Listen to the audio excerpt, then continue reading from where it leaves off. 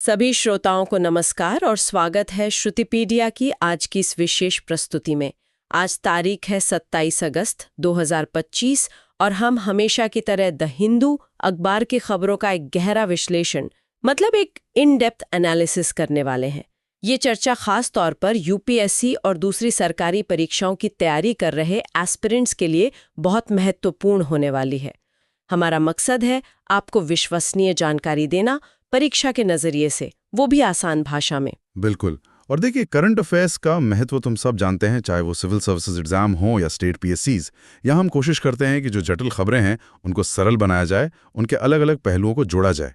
तो आप बिल्कुल सही जगह पर हैं। तो आज हम किन किन अहम मुद्दों पर बात करने वाले हैं, एक बार जल्दी से बता दीजिए। तो आज कई महत्वपूर्ण विषय हैं। हम शुरुआत करेंगे केरल के कुट्टियाडी नारियल से, जिसे जीआई टैग दिलाने की बात चल रही है। समझेंगे ये क्या है, क्यों है। फिर नारियल तेल की जो कीमतें आसमान छू रही हैं, उस पर बात करेंगे। इसके बाद एक थोड़ा संवेदनशील मुद्दा है सलवा जुड़ूम विवाद और वामपंथी उग्रवाद, मतलब लेफ्ट विंग एक्सट्रीमिज्म। इसको समझेंगे। फिर रक्षा क्षेत्र में भारत के अपने लड़ाकू विमान LCA तेजस और जो भविष्य का AMCA है, उस पर चर्चा होगी। कपास पर जो आयात शुल्क इंपोर्ट ड्यूटी हटाई गई है, उसके क्या मायने हैं, वो जानेंगे। और आखिर में हम अफ्रीका चलेंगे, कॉन्गो लोकतांत्रिक गणराज्य यानी DRC, और वहां के खनिजों का भू राजनैतिक महत्व, मतलब जियोपॉलिटिकल इंपॉर्टेंस समझेंगे। काफी सारे जरूरी विषय हैं आज। तो हम श्रोताओं को यही सुझाव देंगे कि आप साथ साथ जरूरी पॉइंट्स के नोट्स बनाते चलें। तो चलिए शुरू करते हैं। पहला विषय, कुट्टियाडी नारियल और GI टैग। केरल कृषि विश्वविद्यालय और कविलम पारा ग्राम पंचायत ये कोशिश कर रहे हैं। तो क्या खासियत है इस नारियल की? हाँ, देखिए, ये जो कुट्टियाडी नारियल है ना, ये अपने आप में खास है। पहली बात, इसकी उपज मतलब यील्ड ज्यादा होती है और पेड़ लगाने के 5 साल में ही फल देना शुरू कर देता है। अच्छा। और पेड़ की उम्र भी लंबी होती है, 100 साल से ज्यादा। तना भी मजबूत होता है, मतलब कीटों और सूखे के प्रति ज्यादा रेजिलिएंट है, क्लाइमेट रेजिलिएंट कह सकते हैं। फल भी बड़े और भारी होते हैं, और जो गिरी है कर्नल, वो मोटी होती है, तो जाहिर है तेल ज्यादा निकलता है। मतलब हर लिहाज से बेहतर किस्म है। बिल्कुल, इसीलिए तो कृषि विभाग भी इसके पौधे पूरे केरल में बांटता है। काफी लोकप्रिय है। लेकिन फिर भी किसानों के सामने कुछ चुनौतियां हैं, आपने कहा था। हाँ, चुनौतियां हैं। खासकर एक कीट है मंडारी, जिसे नारियल घुन या कोकोनट माइट कहते हैं। ओहो। उसका प्रकोप काफी रहता है। उससे उपज कम हो जाती है और किसानों को आय का नुकसान होता है। और उन्हें लगता है कि जो सरकारी मदद मिलनी चाहिए, चाहे वो कीट प्रबंधन, पेस्ट मैनेजमेंट हो या फिर मूल्य आश्वासन, प्राइस एश्योरेंस, वो उतनी व्यवस्थित नहीं है। कभी कभी तो ये भी होता है कि कृषि विभाग भी घुन लगे नारियल लेने से मना कर देता है। अच्छा, ये तो बड़ी समस्या है। तो यहीं पर GI टैग की बात आती है। बिल्कुल, यहीं पर GI टैग का महत्व समझ आता है। अब ये GI टैग मतलब जियोग्राफिकल इंडिकेशन है क्या? ये एक तरह का नाम या चिन्ह होता है जो उन उत्पादों पर लगता है जिनकी एक खास भौगोलिक पहचान होती है, स्पेसिफिक जियोग्राफिकल ओरिजिन, और उनमें जो गुण होते हैं या जो उनकी प्रतिष्ठा होती है वो उसी इलाके की वजह से होती है। जैसे दार्जिलिंग की चाय या कांचीपुरम की सिल्क साड़ी। एग्जैक्टली। मालाबार काली मिर्च, मैसूर सैंडलवुड, ये सब उदाहरण है। तो इस टैग से कुट्टियाडी नारियल किसानों को क्या लाभ होगा? देखिए, कई फायदे हैं। पहला, उत्पाद की प्रामाणिकता, ऑथेंटिसिटी और गुणवत्ता, क्वालिटी की गारंटी मिलती है। दूसरा, कोई इसकी नकल नहीं कर सकता, धोखाधड़ी नहीं कर सकता। इसके खिलाफ कानूनी सुरक्षा, लीगल प्रोटेक्शन मिलती है। तीसरा, घरेलू और अंतर्राष्ट्रीय बाजार में पहचान बढ़ती है, और जब पहचान बढ़ती है तो खास उत्पादों, नीश प्रोडक्ट्स को बढ़ावा मिलता है और किसानों या कारीगरों की आय सुधर सकती है। और ये टैग कितने समय के लिए मिलता है? ये 10 साल के लिए वैध होता है, और उसके बाद हर 10 साल में इसे रिन्यू मतलब नवीनीकृत कराया जा सकता है, अनिश्चित काल तक। भारत में इसके लिए कोई कानून भी है? हाँ बिल्कुल, भारत में है geographical indications of goods registration and protection act 1999। ये 2003 से लागू है, और इसे वाणिज्य और उद्योग मंत्रालय के तहत DPIIT यानी उद्योग और आंतरिक व्यापार संवर्धन विभाग देखता है। और अंतर्राष्ट्रीय स्तर पर? अंतर्राष्ट्रीय स्तर पर ये WTO वर्ल्ड ट्रेड ऑर्गेनाइजेशन के TRIPS समझौते के तहत आता है। इससे इसे वैश्विक मान्यता और सुरक्षा मिलती है।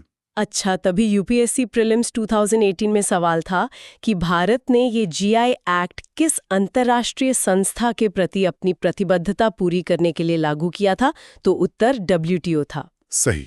और एक और पीवाईक्यू देखते हैं, प्रीलिम्स 2015 का। पूछा था कि इनमें से किसे जीआई टैग मिला है। 1 बनारस ब्रोकेड और साड़ियां, 2 राजस्थानी दाल बाटी चूरमा, 3 तिरुपति लड्डू। बनारस साड़ियों और तिरुपति लड्डू को तो मिला है, दाल बाटी चूरमा को नहीं मिला शायद। बिल्कुल सही। बनारस साड़ियों को 2009 में मिला, तिरुपति लड्डू को भी 2009 में। दाल बाटी चूरमा लोकप्रिय जरूर है, पर जीआई उत्पाद के रूप में पंजीकृत नहीं है। तो उत्तर था केवल 1 और 3। ठीक है। तो संक्षेप में कुटियाडी नारियल को जीआई टैग दिलाने की कोशिश उसकी खासियत और किसानों की चुनौतियों से जुड़ी है। जीआई टैग उत्पादों को पहचान, सुरक्षा और बेहतर बाजार दिलाने में मदद करता है और ये भारत की कृषि और पारंपरिक विरासत के लिए महत्वपूर्ण है। एकदम सही। ये ग्रामीण अर्थव्यवस्था को मजबूती देने का अहम जरिया है। चलिए, अब नारियल से ही जुड़े अगले विषय पर आते हैं, नारियल तेल की बढ़ती कीमतें। ये खबर थोड़ी चिंताजनक है कि कीमतें 460 रुपए प्रति किलोग्राम तक पहुंच गई हैं। देश का सबसे महंगा खाद्य तेल। हाँ, ये वाकई चिंता का विषय है, उपभोक्ताओं के लिए भी और नीति निर्माताओं, पॉलिसी मेकर्स के लिए भी। ये तेल बनता है सूखे नारियल की गिरी से, जिसे कोपरा कहते हैं। हाँ, कोपरा। दक्षिण भारत में तो खाना पकाने और तलने में इसका काफी इस्तेमाल होता है। और हाँ, गैर खाद्य चीजों में भी, जैसे साबुन, कॉस्मेटिक्स, बालों के तेल वगैरह में। भारत में उत्पादन कितना होता है इसका? भारत में कुल उत्पादन करीब 5.7 लाख टन सालाना है, लेकिन इसमें से सिर्फ 3.9 लाख टन ही खाने के तेल के रूप में इस्तेमाल होता है। बाकी गैर खाद्य उद्योगों में चला जाता है। इसकी खासियत यह है कि इसमें संतृप्त वसा, सैचुरेटेड फैट्स जैसे लॉरिक एसिड भरपूर होता है। इससे इसकी शेल्फ लाइफ लंबी होती है और इसमें रोगाणुरोधी एंटीमाइक्रोबियल गुण भी होते हैं। और भारत नारियल उत्पादन में दुनिया में कौन से नंबर पर है? तीसरे नंबर पर 2023 तक। वित्त वर्ष 2022 में दुनिया के कुल उत्पादन का लगभग 31.45% भारत में हुआ। वाह! और राज्य कौन से हैं सबसे आगे? टॉप पर हैं कर्नाटक, फिर तमिलनाडु और केरल। नारियल विकास बोर्ड, कोकोनट डेवलपमेंट बोर्ड (CDB), जो कृषि मंत्रालय के तहत आता है, इसका मुख्यालय कोच्चि, केरल में है। यही बोर्ड नारियल की खेती और उद्योग को बढ़ावा देता है। तो जब उत्पादन इतना अच्छा है, हम तीसरे नंबर पर हैं, फिर भी कीमतें इतनी क्यों बढ़ रही हैं? ये बात समझ नहीं आ रही। हाँ, यहाँ ये वास्तव में दिलचस्प हो जाता है। इसके पीछे कई कारण हैं और ज्यादातर वैश्विक हैं। अच्छा, जैसे? पहला कारण है वैश्विक आपूर्ति में कमी, ग्लोबल सप्लाई शॉर्टफॉल। जो टॉप उत्पादक देश हैं, फिलीपींस और इंडोनेशिया, वहाँ एल नीनो के असर से सूखा पड़ा है, तो वहाँ उत्पादन कम हो गया, जिससे दुनिया भर में सप्लाई घट गई। एल नीनो का असर।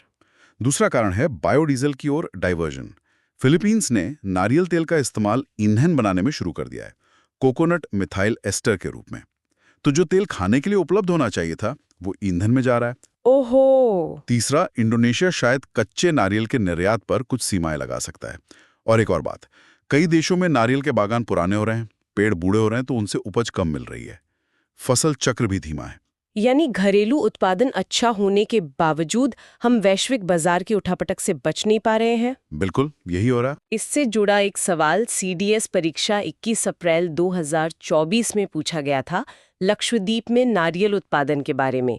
पहला कथन था कि वहां प्रति हेक्टर उत्पादकता भारत में सबसे ज्यादा है। हाँ, ये कथन सही है। लक्षद्वीप में जलवायु अच्छी है, खेती के तरीके गहन हैं, तो प्रति हेक्टर उपज भारत में सबसे ज्यादा है। ये CDB के आंकड़े भी बताते हैं। लेकिन दूसरा कथन था कि लक्षद्वीप के नारियल में तेल की मात्रा दुनिया में सबसे ज्यादा है। ये कथन गलत था।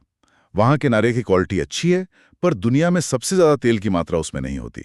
फिलीपींस या इंडोनेशिया जैसे देशों की किस्मों में तेल ज्यादा होता है। अच्छा, तो संक्षेप में नारियल तेल की बढ़ती कीमतों के पीछे वैश्विक आपूर्ति श्रृंखला की दिक्कतें, जलवायु परिवर्तन का असर जैसे एल नीनो और वैकल्पिक उपयोग जैसे बायोडीजल जैसे बड़े कारण जिम्मेदार हैं। भारत भले ही तीसरा सबसे बड़ा उत्पादक है, लेकिन वैश्विक घटनाएं घरेलू कीमतों को सीधे प्रभावित कर रही हैं। बिल्कुल सही समझा।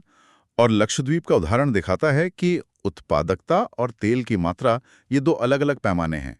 चलिए, कृषि उत्पादों की बात हो रही है तो जल्दी से 2 और पिछले वर्षों के प्रश्न PYQs देख लेते हैं। यूपीएससी PYQ 2025 में हल्दी, टर्मरिक के बारे में पूछा गया था। हाँ, उसमें मुख्य बातें थीं कि भारत दुनिया का सबसे बड़ा उत्पादक और निर्यातक है। 2022-23 में 75% वैश्विक उत्पादन, भारत में 30 से ज्यादा किस्में हैं और महाराष्ट्र, तेलंगाना, कर्नाटक, तमिलनाडु प्रमुख उत्पादक राज्य हैं। और उस सवाल में दिए गए सभी कथन सही थे। बिल्कुल, उत्तर डी था। इसी तरह यूपीएससी PYQ 2024 में दुनिया के 2 सबसे बड़े कोकोआ उत्पादकों के बारे में पूछा गया था। उसका सही उत्तर था सी, कोटे डियावर और घाना। दोनों पश्चिम अफ्रीका में हैं।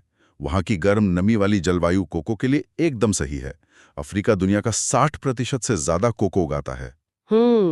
बाकी विकल्प सही नहीं थे। नहीं, Algeria, Morocco, Botswana, Namibia, Madagascar, Mozambique की जलवायु या कृषि प्रोफाइल कोको के लिए उपयुक्त नहीं है।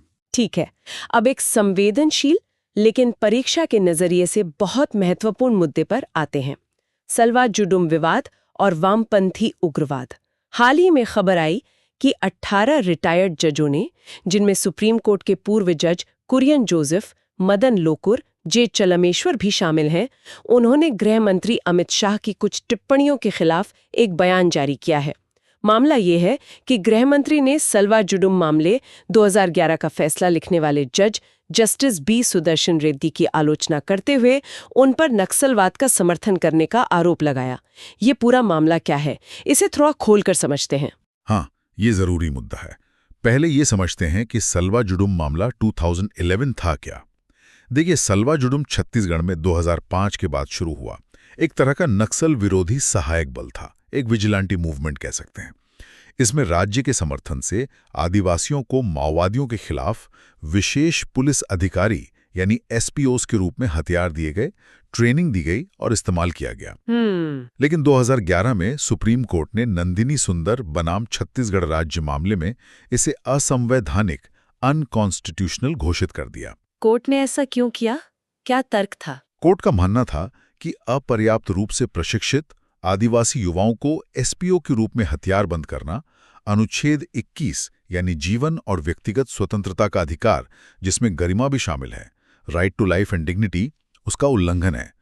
कोर्ट ने सल्वा जुडुम को भंग करने और हथियार वापस लेने का आदेश दिया। कोर्ट ने जोर दिया कि सहायक बल, न्याय, विजिलेंटी जस्टिस नहीं चल सकता।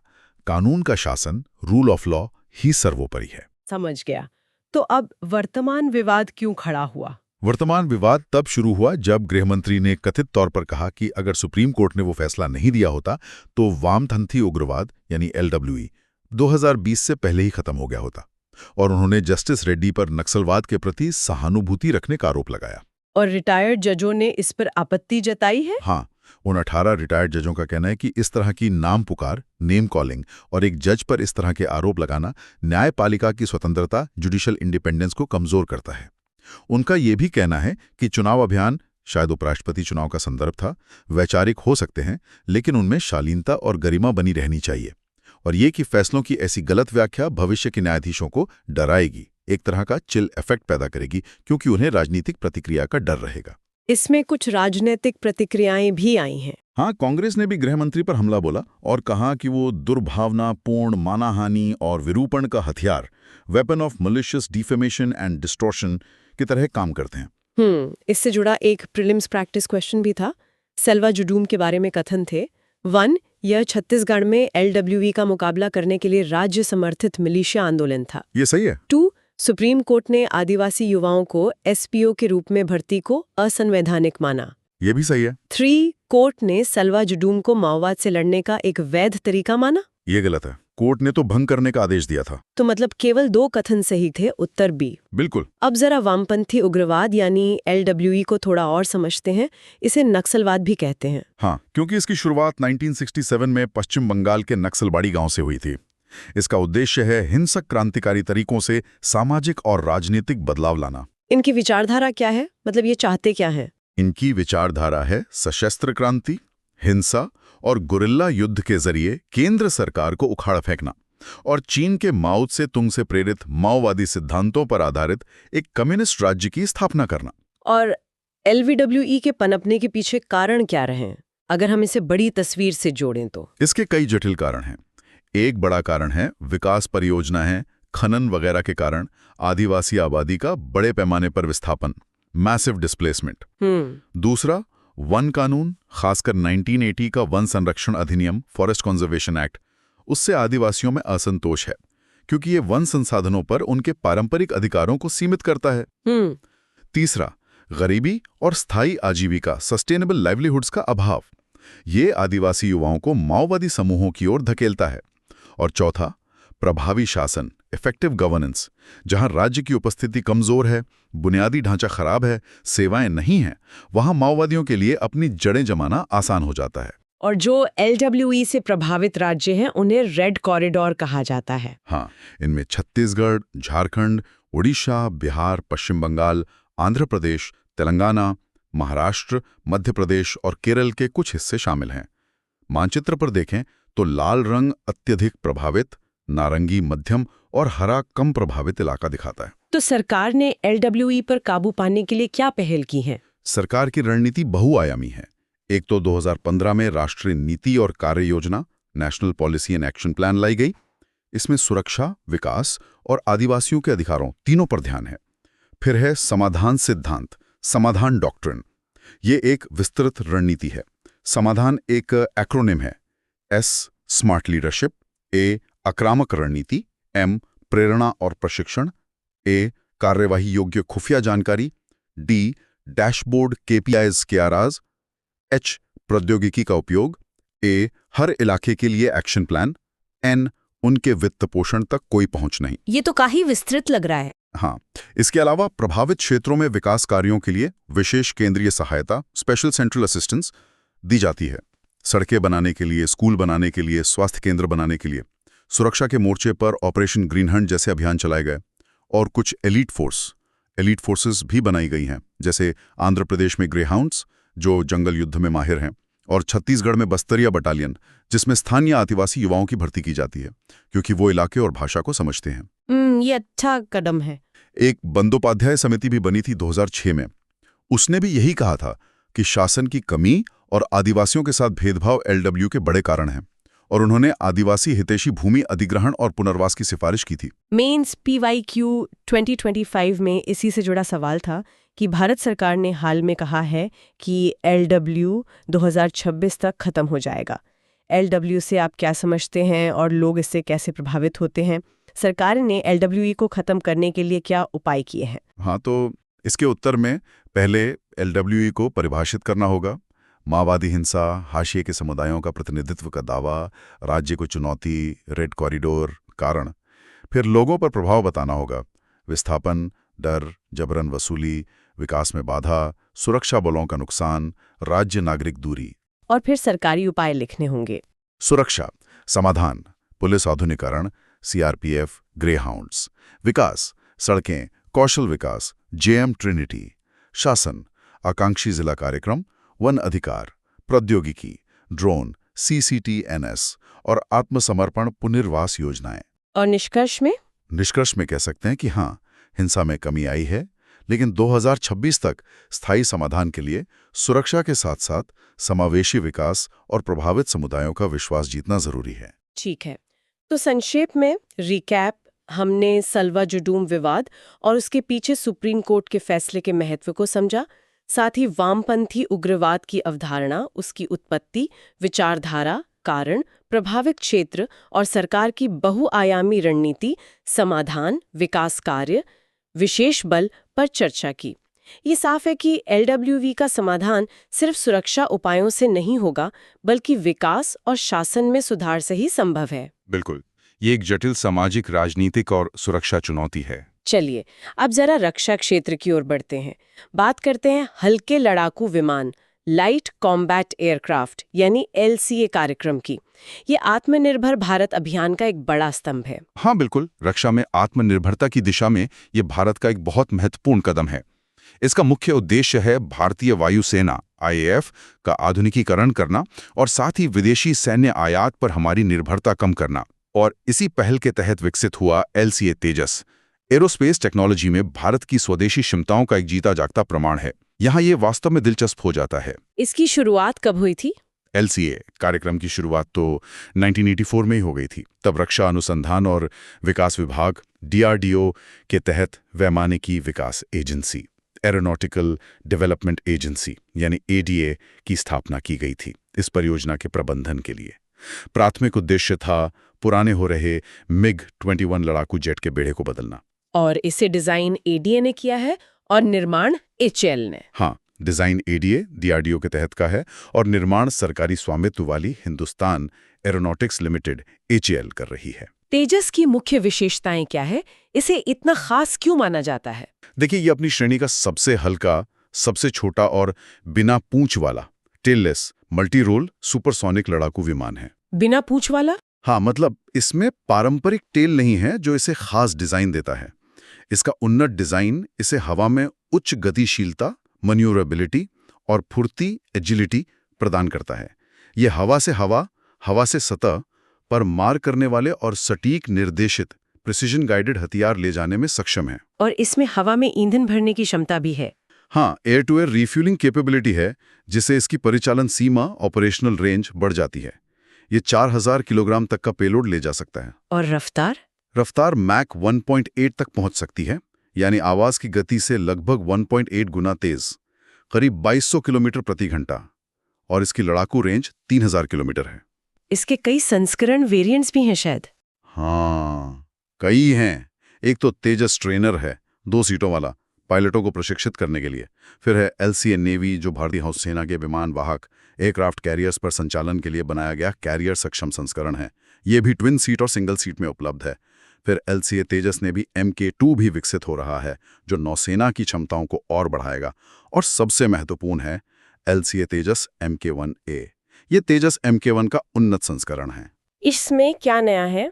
इसमें ज्यादा शक्तिशाली इंजन है, ASA रडार है जो ज्यादा बेहतर होता है, beyond visual range BVR missile दागने की क्षमता है, इलेक्ट्रॉनिक युद्ध प्रणाली है और उन्नत एवियोनिक्स हैं। तो LCA तेजस का सामरिक महत्व, स्ट्रेटेजिक सिग्निफिकेंस क्या है? पहला और सबसे बड़ा तो आत्मनिर्भर भारत है, रक्षा प्रौद्योगिकी में आत्मनिर्भरता। दूसरा, ये भारत के एरोस्पेस उद्योग को बढ़ावा देता है, रोजगार पैदा होते हैं, स्थानीय सप्लाई चेन विकसित होती है, टेक्नोलॉजी ट्रांसफर होता है।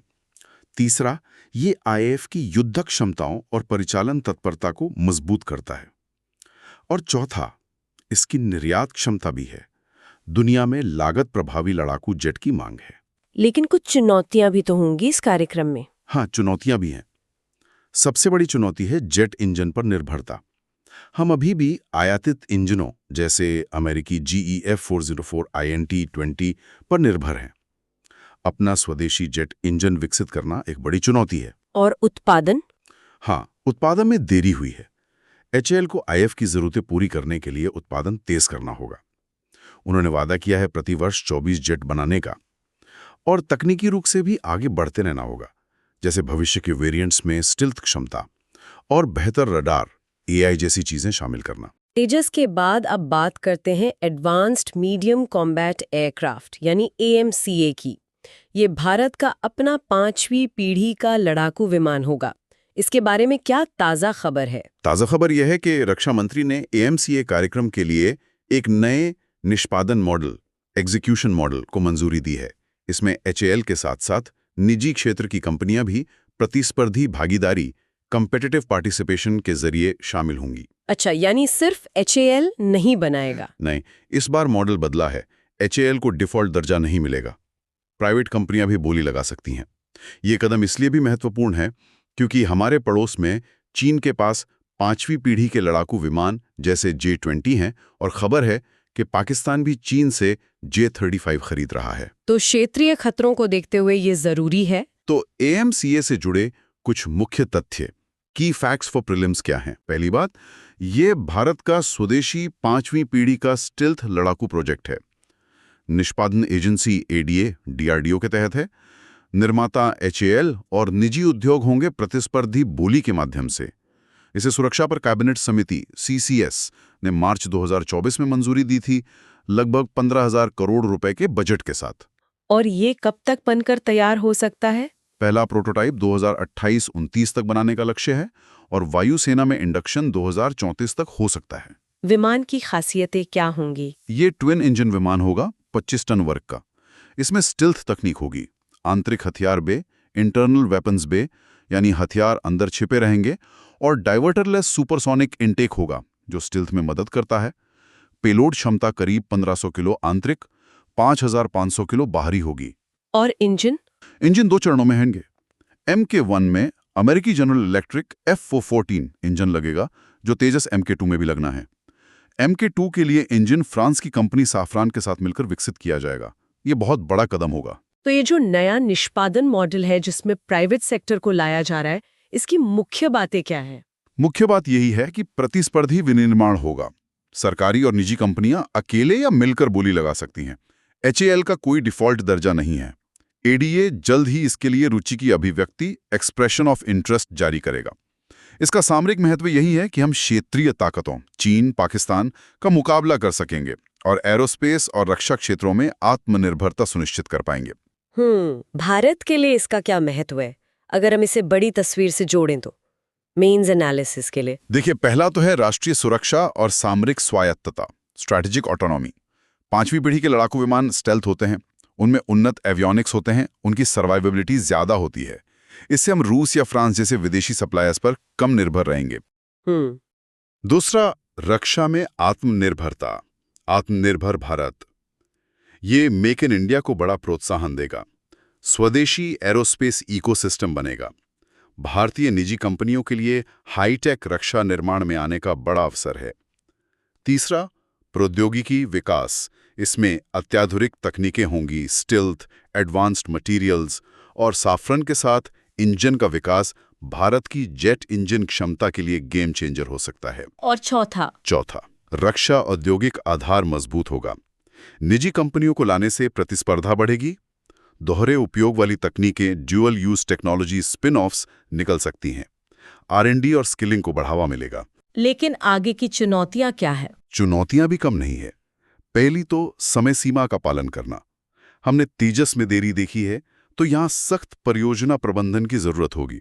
दूसरी, प्रौद्योगिकी अधिग्रहण। सैफरन के साथ इंजन का सह विकास जटिल है और अभी बातचीत चल ही रही है। तीसरी, निजी क्षेत्र की भागीदारी। इतने जटिल लड़ाकू विमान निर्माण में निजी क्षेत्र की क्षमता विकसित करने और उनका आत्मविश्वास बढ़ाने के लिए सावधानीपूर्वक समर्थन की जरूरत होगी। तो आगे की राह क्या है? आगे की राह है कि एक सुचारू और पारदर्शी बोली प्रक्रिया हो। R&D फंडिंग और कौशल विकास में तेजी लानी होगी और सामरिक स्वायत्तता से समझौता किए बिना अंतर्राष्ट्रीय तकनीकी सहयोग को भी बढ़ावा देना होगा। UPSC PYQ 2024 में 5वीं पीढ़ी के लड़ाकू विमानों पर एक सवाल था। उसमें राफेल, MiG-29, तेजस MK1 दिए गए थे। हाँ, और उनमें से कोई भी 5वीं पीढ़ी का नहीं है। राफेल 4.5 पीढ़ी का है, MiG-29 और तेजस MK1 चौथी पीढ़ी के। 5वीं पीढ़ी के उदाहरण हैं अमेरिका का F-35 या रूस का Su-57। तो सही उत्तर था डी, कोई नहीं। ठीक है, तो संक्षेप में हमने LCA तेजस कार्यक्रम, उसके लक्ष्य, विशेषताएं, संस्करण, महत्व, चुनौतियां और AMCA परियोजना, उसका संदर्भ, मुख्य तथ्य, नया निष्पादन मॉडल, महत्व, चुनौतियों का विस्तार विश्लेषण किया। आत्मनिर्भर भारत का विषय यहाँ केंद्रीय है और ये भी देखा कि परीक्षाओं में लड़ाकू विमानों की पीढ़ियों के बीच अंतर समझना कितना महत्वपूर्ण है। बिल्कुल, ये दोनों कार्यक्रम भारत की हवाई ताकत और तकनीकी क्षमता के लिए बेहद अहम है। चलिए अब कृषि और उद्योग से जुड़ी एक महत्वपूर्ण खबर पर आते हैं। कपास, कॉटन। हम जानते हैं कि ये भारत के कपड़ा और परिधान sector, textile and apparel sector के लिए कितना महत्वपूर्ण कच्चा माल है।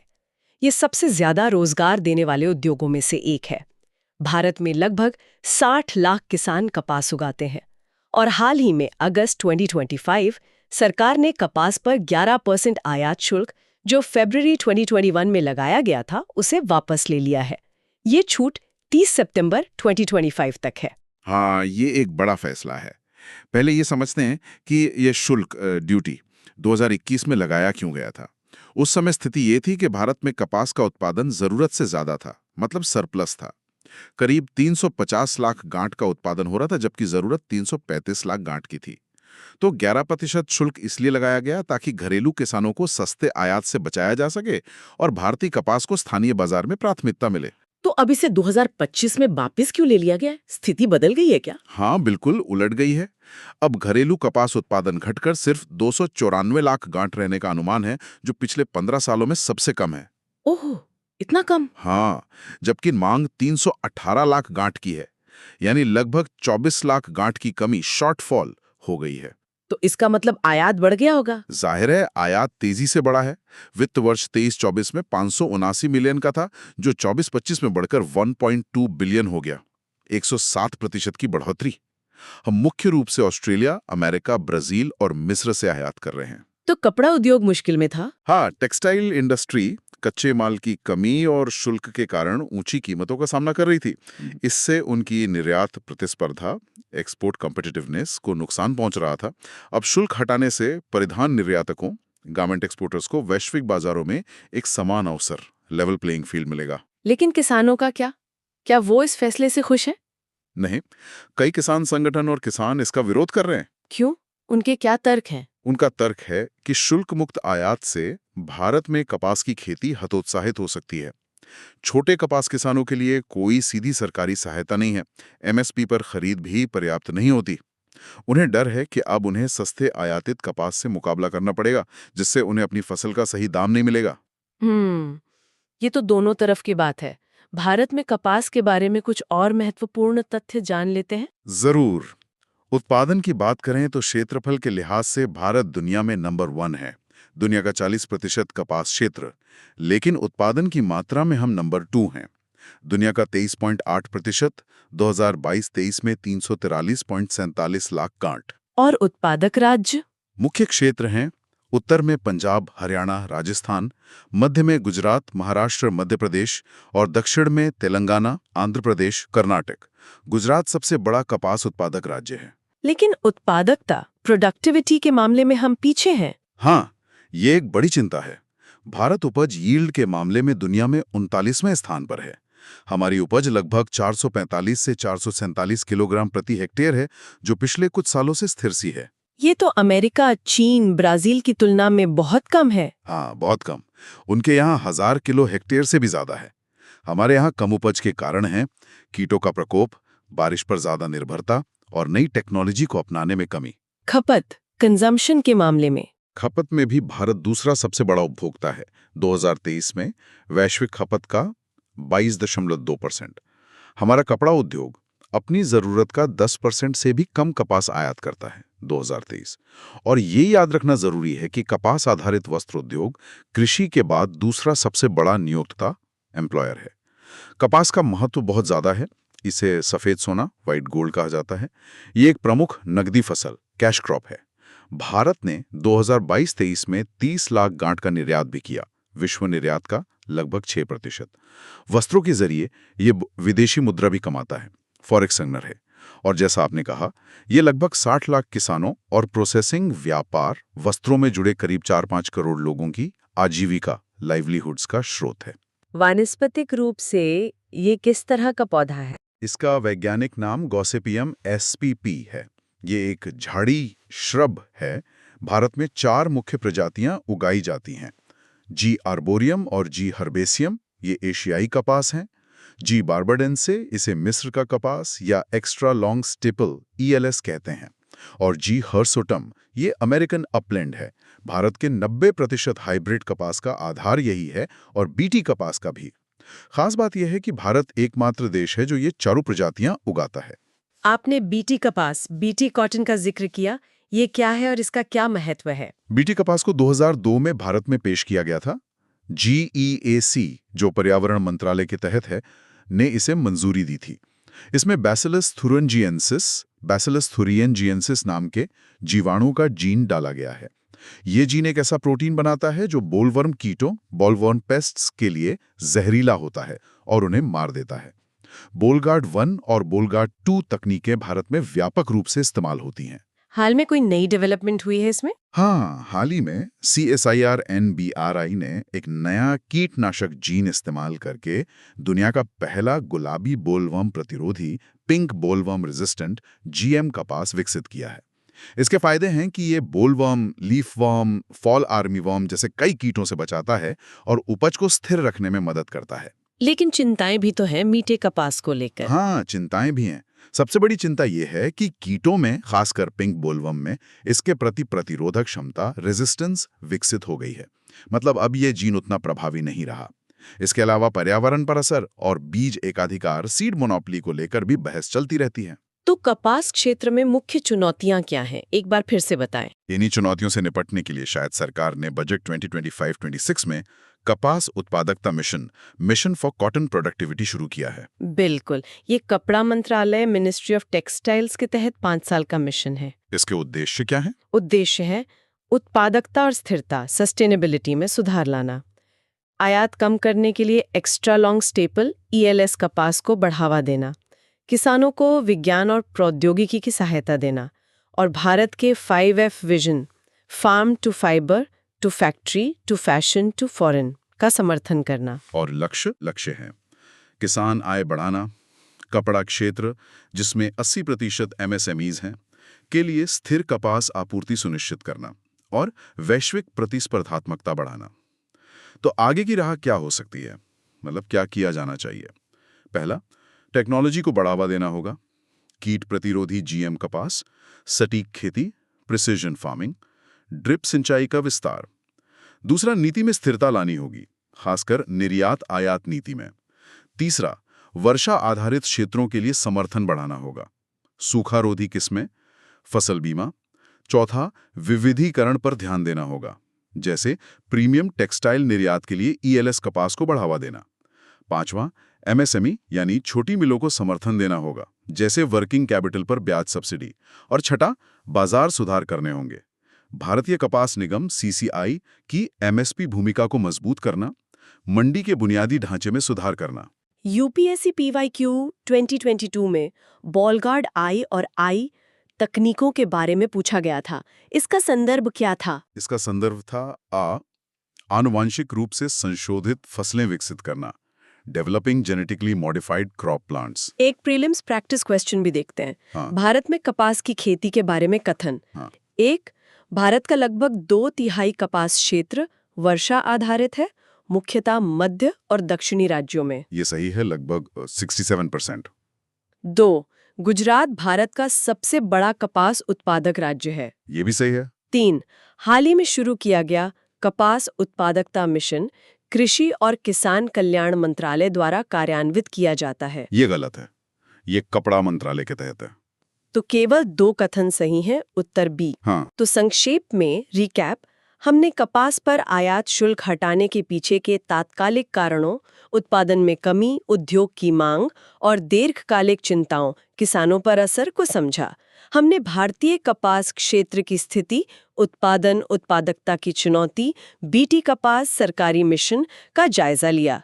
ये साफ है कि उत्पादकता बढ़ाना और नीतिगत स्थिरता लाना इस महत्वपूर्ण क्षेत्र के लिए बेहद जरूरी है। तो कपड़ा उद्योग और किसानों के लिए इसका क्या मतलब है, ये देखना होगा। बिल्कुल, ये एक संतुलन साधने वाला काम है। चलिए अब आज के आखिरी विषय पर चलते हैं, जो अंतर्राष्ट्रीय महत्व का है। कॉन्गो लोकतांत्रिक गणराज्य DRC के खनिज और उसके भू राजनीतिक निहितार्थ। ये देश दुनिया के सबसे ज्यादा संसाधन संपन्न देशों में से एक है, लेकिन फिर भी सबसे अस्थिर देशों में भी गिना जाता है। इसकी जो विशाल खनिज संपदा है वो वरदान भी है और अभिशाप भी। इसने वैश्विक शक्तियों का ध्यान खींचा है, लेकिन साथ ही आंतरिक संघर्षों को भी हवा दी है। हाँ, DRC की कहानी थोड़ी जटिल है। वहाँ महत्वपूर्ण खनिजों, क्रिटिकल मिनरल्स के विशाल भंडार हैं, जो आज की वैश्विक अर्थव्यवस्था के लिए, खासकर टेक्नोलॉजी और ऊर्जा क्षेत्रों के लिए बहुत जरूरी हैं। कौन-कौन से प्रमुख खनिज है वहाँ? सबसे महत्वपूर्ण है कोबाल्ट। कोबाल्ट ये इलेक्ट्रिक वाहनों, EVs, स्मार्टफोन और नवीनीकरणीय ऊर्जा स्टोरेज के लिए जो लिथियम आयन बैटरी बनती हैं, उनमें इस्तेमाल होता है। और दुनिया का लगभग 70% कोबाल्ट अकेले DRC से आता है। 70%? ये तो बहुत ज्यादा है। हाँ, बहुत ज्यादा। फिर है तांबा, कॉपर। ये बिजली के तारों, बुनियादी ढांचे और इलेक्ट्रॉनिक्स के लिए जरूरी है। DRC अफ्रीका में तांबे के टॉप उत्पादकों में से एक है। फिर है कोल्टन। इसमें टैंटलम और नायोबियम धातुएं होती हैं। ये स्मार्टफोन, लैपटॉप वगैरह में कैपेसिटर बनाने के काम आता है। डीआरसी दुनिया के कोल्टन का भी एक महत्वपूर्ण हिस्सा सप्लाई करता है। और सोना हीरे? सोना भी एक प्रमुख निर्यात है, लेकिन अक्सर अवैध खनन और तस्करी से जुड़ा होता है। ये वहाँ के सशस्त्र समूहों को पैसा मुहैया कराता है और संघर्ष बढ़ाने में योगदान देता है। हीरे भी हैं, औद्योगिक और लग्जरी उपयोग वाले। ये भी अक्सर अवैध व्यापार में शामिल होते हैं। इसके अलावा टिन और टंगस्टन भी हैं, जो इलेक्ट्रॉनिक्स, मिश्र धातुओं और हथियार बनाने में काम आते हैं। यहाँ दिलचस्प बात यह है कि ये विरोधाभास है। एक तरफ अपार खनिज संपदा और दूसरी तरफ लगातार संघर्ष, भ्रष्टाचार और भू राजनीतिक तनाव। तो इन खनिजों का भू राजनीतिक महत्व क्या है? मतलब दुनिया की बड़ी ताकतें इसमें कैसे शामिल हैं? देखिए, इन संसाधनों के लिए वैश्विक प्रतिस्पर्धा है, ग्लोबल कंपटीशन है। चीन का डीआरसी के खनन क्षेत्र, खासकर कोबाल्ट और तांबे में बहुत ज्यादा नियंत्रण है, मतलब सिग्निफिकेंट कंट्रोल है। चीन ने अपने belt and road initiative BRI के तहत वहां काफी निवेश किया है और प्रमुख खानों में हिस्सेदारी हासिल कर ली है। तो अमेरिका और यूरोप क्या कर रहे हैं? अमेरिका और यूरोपीय देश अब चीन नियंत्रित खनिजों पर अपनी निर्भरता कम करना चाहते हैं, खासकर अब जब वो स्वच्छ ऊर्जा और इलेक्ट्रिक वाहनों की ओर तेजी से बढ़ रहे हैं। और भारत भी अपने बढ़ते तकनीकी और हरित ऊर्जा क्षेत्रों के लिए महत्वपूर्ण खनिज सुरक्षित करना चाह रहा है, और इसके लिए वो अफ्रीका पर, जिसमें डीआरसी भी शामिल है, ध्यान दे रहा है। इसका क्षेत्रीय भू राजनीति पर क्या असर पड़ता है? अस्थिरता का क्या लिंक है? देखिए, डीआरसी के पड़ोसी देश, खासकर रवांडा और युगांडा, लंबे समय से डीआरसी के संघर्षों में शामिल रहे हैं। उन पर अक्सर आरोप लगता है कि वे डीआरसी की खनिज संपदा का अवैध रूप से शोषण करते हैं। वहां कई सशस्त्र समूह सक्रिय हैं, जैसे M23, allied democratic forces, ADF, माई मिलिशिया। ये समूह अवैध खनन से पैसा कमाते हैं, जिससे अस्थिरता और हिंसा का चक्र चलता रहता है। और ये खनिज फिर वैश्विक बाजार में कैसे पहुंचते हैं? डीआरसी के खनिजों का एक बड़ा हिस्सा रवांडा, युगांडा और बुरुंडी जैसे पड़ोसी देशों के रास्ते तस्करी करके बाहर निकाला जाता है, और वहां से फिर वे वैश्विक आपूर्ति श्रृंखलाओं, ग्लोबल सप्लाई चेन्स में प्रवेश कर जाते हैं। तो अंतर्राष्ट्रीय स्तर पर क्या प्रतिक्रियाएं रही हैं इसे रोकने के लिए? संयुक्त राष्ट्र UN ने संघर्ष खनिजों, कॉन्फ्लिक्ट मिनरल्स में शामिल समूहों पर प्रतिबंध लगाए हैं, लेकिन उनका प्रवर्तन, इन्फोर्समेंट बहुत कमजोर रहा है। अमेरिका में एक कानून है, डोड-फ्रैंक अधिनियम, डॉट-फ्रैंक एक्ट की धारा 1502, जो कंपनियों के लिए जरूरी बनाती है कि वे बताएं कि क्या उनके उत्पादों में डीआरसी से आए संघर्ष खनिज इस्तेमाल हुए हैं। अफ्रीकी संघ AU और क्षेत्रीय पहलों ने भी खनन क्षेत्र को विनियमित करने और अवैध व्यापार रोकने की कोशिश की है, लेकिन वो भी ज्यादातर अप्रभावी रही हैं। इस विषय पर कुछ निबंध के टॉपिक भी बन सकते हैं, ऐसे टॉपिक्स। हाँ, बिल्कुल। जैसे संसाधन संपन्न फिर भी गरीब, अफ्रीका की खनिज संपदा का विरोधाभास, या फिर क्या संसाधन शासन संघर्ष क्षेत्रों में स्थिरता ला सकता है। इससे जुड़े कुछ प्रीलिम्स PYQs भी थे शायद। हाँ, UPSC प्रीलिम्स 2023 में ही 2 सवाल थे। एक था कि EV बैटरी के लिए जरूरी धातु कोबाल्ट का लगभग 3/4 उत्पादन कौन करता है। उत्तर था C, कांगो लोकतांत्रिक गणराज्य, लगभग 70%। दूसरा सवाल था कि इनमें से कौन सा देश कॉन्गो बेसिन का हिस्सा है। उत्तर था A, कैमरून। इस बेसिन में कैमरून, CAR, DRC, कॉन्गो गणराज्य, इक्वेटोरियल गिनी, गैबॉन शामिल हैं। और 2022 में भी एक मैचिंग का सवाल था, जिसमें देशों और उनके खबरों में रहने के कारण पूछे थे। हाँ, उसमें गिनी तख्ता पलट, लेबनान आर्थिक संकट, ट्यूनीशिया संसद निलंबन सही थे, चैड चीनिया सैन्य अड्डा गलत था। तो यहाँ प्रासंगिक विषय ये है कि संसाधन समृद्ध या रणनीतिक क्षेत्रों में राजनीतिक अस्थिरता अक्सर देखने को मिलती है। ठीक है, तो संक्षेप में हमने डीआरसी के प्रमुख खनिजों कोबाल्ट, तांबा, कॉल्टन और आज की टेक्नोलॉजी के लिए उनके महत्व को समझा। हमने देखा कि कैसे इन खनिजों पर नियंत्रण के लिए भू राजनीतिक प्रतिस्पर्धा चीन बनाम पश्चिम भारत चल रही है और कैसे ये क्षेत्रीय अस्थिरता और संघर्षों से जुड़े हुए हैं। अंतर्राष्ट्रीय प्रतिक्रियाएं उतनी प्रभावी नहीं रही हैं और UPSC भी इस क्षेत्र पर ध्यान दे रहा है। यह एक महत्वपूर्ण सवाल उठाता है। हाँ, सवाल ये उठता है कि इस विशाल संसाधन संपदा का प्रबंधन जिम्मेदारी से कैसे किया जाए। ताकि ये विकास का साधन बने, न कि संघर्ष का। आज हमने कई अलग अलग लेकिन आपस में जुड़े हुए विषयों पर विस्तार से चर्चा की। जीआई टैग और कृषि उत्पादों से लेकर कमोडिटी की कीमतों, आंतरिक सुरक्षा के मुद्दों, रक्षा प्रौद्योगिकी में आत्मनिर्भरता, कृषि नीति के डिलेमास और वैश्विक संसाधनों की भू राजनीति तक। बिल्कुल, और इन सभी चर्चाओं को समेटते हुए एक विचारणीय प्रश्न ये उठता है, चाहे वो केरल का कुट्याडी नारियल किसान हो, या भारत का कपास उत्पादक, या फिर डीआरसी के लोग हों, जब हम देखते हैं कि संसाधन संपदा होने के बावजूद स्थानीय समुदाय चुनौतियों से जूझ रहे हैं, तो कौन से सामान्य सूत्र उभरते हैं? क्या ये बेहतर शासन, तकनीकी सहायता और निष्पक्ष वैश्विक व्यापार प्रथाओं की जरूरत की ओर इशारा नहीं करते, ताकि स्थानीय समुदायों को वास्तव में सशक्त बनाया जा सके और राष्ट्रीय प्रगति सुनिश्चित हो सके? या एक और दृष्टिकोण से सोचें, जैसे भारत रक्षा क्षेत्र में LCMCA के साथ आत्मनिर्भर भारत पर जोर दे रहा है और कपास जैसे कृषि संसाधनों का प्रबंधन कर रहा है, तो घरेलू प्राथमिकताओं को वैश्विक आपूर्ति श्रृंखला की वास्तविकताओं और भू राजनीतिक दबावों के साथ संतुलित करना कितना महत्वपूर्ण और कितना मुश्किल है, जैसा कि हमने नारियल तेल और DRC खनिजों के मामले में देखा। ये संतुलन कैसे साधा जाए? ये बहुत अहम सवाल हैं जिन पर लगातार सोचने की जरूरत है। बिल्कुल। आज की इस विस्तृत चर्चा में शामिल होने के लिए सभी श्रोताओं का बहुत बहुत धन्यवाद।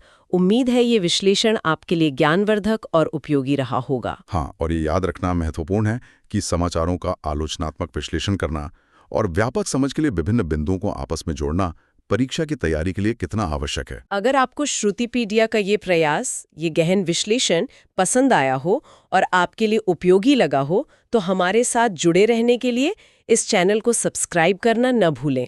ऐसा करने से हम जो भी नई महत्वपूर्ण जानकारी लाते हैं वो आप तक पहुंचती रहेगी। आज के लिए बस इतना ही। नमस्कार, धन्यवाद। जय हिंद।